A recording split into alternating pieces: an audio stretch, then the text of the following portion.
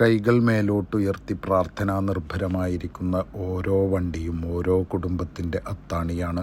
ഇനിയൊരിക്കൽ കൂടി നാടണയാൻ ഇനി എത്ര ദൂരം ഈ വണ്ടികൾ ഉന്തണമെന്ന് അവർക്കറിയില്ല. എങ്കിലും അവർ ഉന്തുകയാണ്.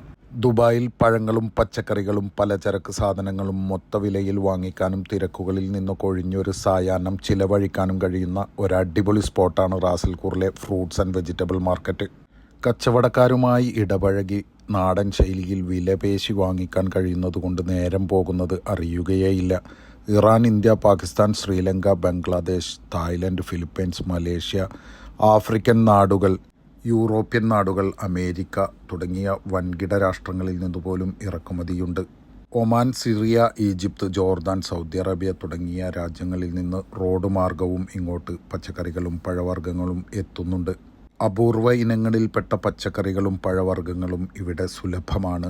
തീയിട്ട് അധിക നേരമായിട്ടില്ലെന്ന് തോന്നിപ്പിക്കുന്ന തരത്തിലുള്ള വാഴക്കുലകൾ, നല്ല മണവും മധുരവും മുറ്റി നിൽക്കുന്ന കരിമ്പിൻ തണ്ടുകൾ, തദ്ദേശീയമായി ഉൽപ്പാദിപ്പിച്ചെടുത്ത വിവിധതരം ഈത്തപ്പഴങ്ങൾ, കുടിച്ചാൽ ഉടനടി ദാഹം മാറ്റി ഊർജം നൽകുന്ന ശ്രീലങ്കയിൽ നിന്നു വന്ന ചെന്തെങ്ങിൻ്റെ ഇളനീർ, തൊട്ടടുത്ത് തന്നെയുള്ള നാടൻ പലഹാരങ്ങൾ ലഭിക്കുന്ന ഹോട്ടലിൽ നിന്ന് ചായയും കുടിച്ച് മടങ്ങുമ്പോൾ 3 മണിക്കൂറോളം കഴിഞ്ഞിട്ടുണ്ടായിരുന്നു.